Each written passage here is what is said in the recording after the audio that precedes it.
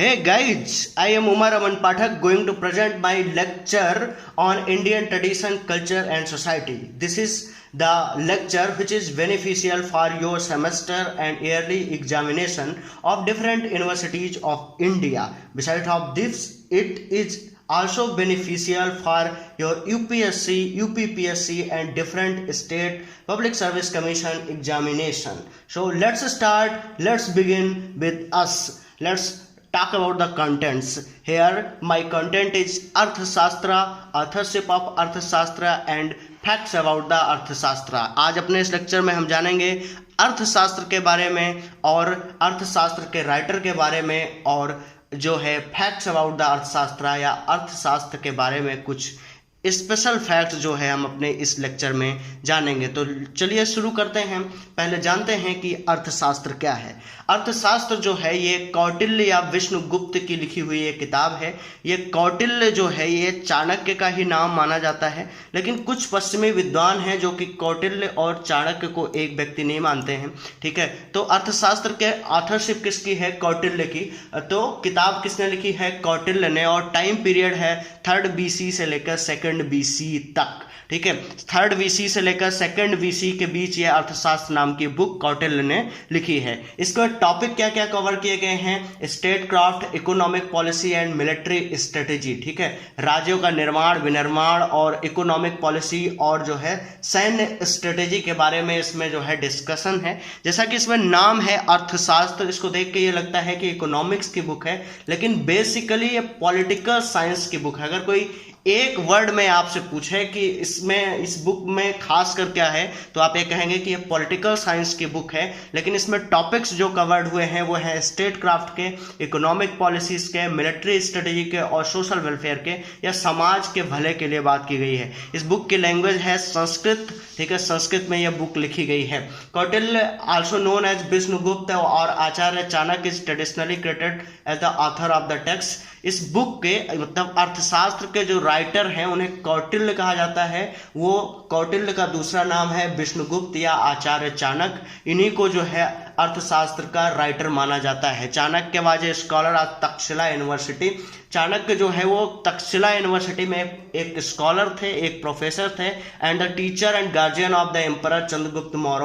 और मौर्य सम्राट चंद्रगुप्त मौर्य के टीचर भी थे और उनके गार्जियन भी थे.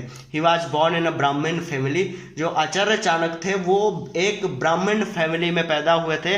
कहाँ पर? आज के रावलपिंडी में. तब उसको तक्षशिला कहते थे. तो ये तक्षशिला के रहने वाले थे और तक्षशिला यूनिवर्सिटी में ही प्रोफेसर थे और साथ ही साथ एम्परर चंद्रगुप्त मौर्य के जो है गुरु भी थे, उनके गार्जियन भी थे. Kautilya was also the prime minister of emperor Chandragupta Maurya. जब चंद्रगुप्त मौर्य एम्परर बन गए तो कौटिल्य या चाणक्य ही उनके क्या हो गए?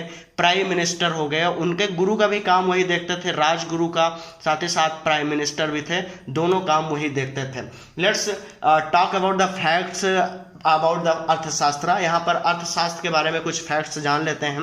The Arthashastra is an ancient Indian Sanskrit treatise on statecraft, economic policy and military strategy. इसको पहले भी हम डिस्कस कर चुके हैं कि अर्थशास्त्र जो है वो प्राचीन भारत का एक संस्कृत आलेख है.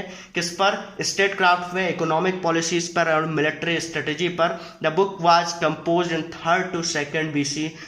जिसको जो है कंपोज किया गया 3rd BC से लेकर 2nd BC के बीच में. The book is divided into 180 chapters और अधिकरण.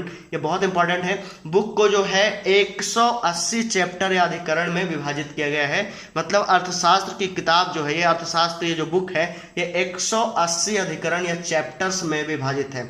आइए थोड़ा बहुत जान लेते हैं और फैक्ट इस बुक के बारे में और आचार्य चाणक्य के बारे में. आचार्य चाणक्य बहुत फेमस थे मौर्य डायनेसिटी के टाइम पर, साथ ही साथ नंद डायनेसिटी के टाइम पर. इनका जिक्र उस समय के कई हिंदू धर्म ग्रंथों में हुआ है, हिंदू जो इंस्क्रिप्शंस हैं उसमें हुआ है. ठीक है, इनका जिक्र हुआ है विष्णु पुराण में, महाभारत में, भागवत पुराण में और कथा सरित सागर में भी इनका जिक्र हुआ है. साथ ही साथ बौद्ध ग्रंथों में भी इनका जो है इनके बारे में डिस्कशन हुआ है.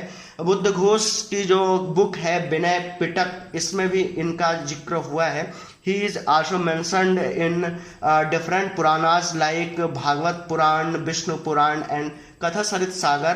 Also he was mentioned in Buddha Sagas Vinaya Pitaka, ठीक है। विनय पिटक में भी इनका जो है डिस्कशन है, इनके बारे में बातचीत की गई है कौटिल्य नाम से। He is also called the Machiavelli of the India, इनको इंडिया का मैकियावेली कहा जाता है। अब ये मैकियावेली कौन है? मैकियावेली यूरोप के एक बहुत बड़े राजनीतिवेत्ता थे, बहुत बड़े पॉलिटिकल थिंकर थे मैकियावेली यूरोप के, और जितना उनका यूरोप में इज्जत है उतनी ही ज़्यादा इनकी चाणक्य की भारत की राजनीति व्यवस्था में इज्जत है। उनके पॉलिटिकल आइडियाज जो है भारत में उतने ही ज़्यादा माने जाते हैं जितने कि मैकियावेली के पॉलिटिकल आइडियाज जो है यूरोप के लिए अच्छे माने गए। मैकियावेली की एक बुक है प्रिंस नाम से, जिसमें उनके पॉलिटिकल आइडियाज या पॉलिटिकल थिंकिंग के बारे में लिखा है। मैकियावेली की पॉलिटिकल आइडियाज किस बुक में मिलती है? ये बुक का नाम है प्रिंस, ठीक है।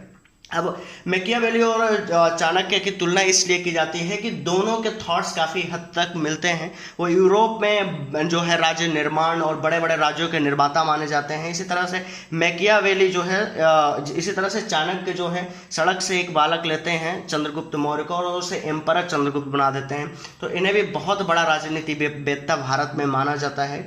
और जो है दूसरा ये है कि मैकियावेली भी कहता है कि राजा को प्रजा के हित के लिए कुछ गलत या सही नहीं सोचना चाहिए। जो राज्य बनाने के लिए जो कुछ हो सके उसमें नीति कुनीत नहीं सोचना चाहिए, वो करना चाहिए। चाणक्य का भी यही मानना है कि राज्य के निर्माण के लिए नीति अनीति कोई ज़्यादा मायने नहीं रखती।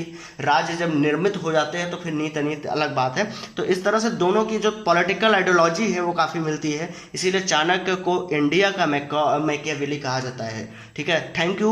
इसी के साथ फिर हम अगले लेक्चर में आपको मिलते हैं। धन्यवाद।